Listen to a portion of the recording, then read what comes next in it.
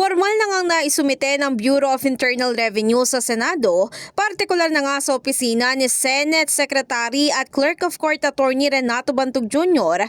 ang tax records ni Vice President Sara Duterte.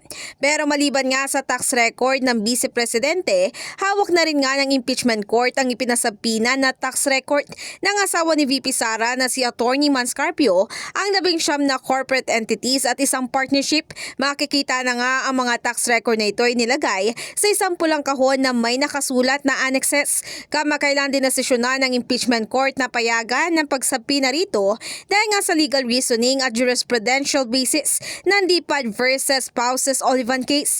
Ayon pa nga sa naging desisyon ng naturang korte, constitutional authority nila ang mag-compel ng produksyon ng mga kinakailangan na ebidensya, bagamat kinikilala nila na maaaring hilingin ng commissioner ang otorisasyon ng Pangulo. Ito ay para mailabas ang dokumentong ito.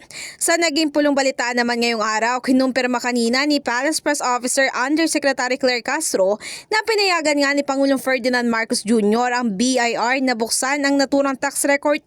Samantala, naniniwala naman si Senator Erwin Tulfo na importante na makita raw ito upang makatulong sa kanilang mga senator judges. Sabihin na lang natin kami as senator judges, then makikita natin yung sinasabi kong yung mga kayamanan nila ni Sara, ng kanyang husband. Doon natin makikita kung kaya nga po atras tayo siguro kung maaari hanggang yung mga bank statements etc.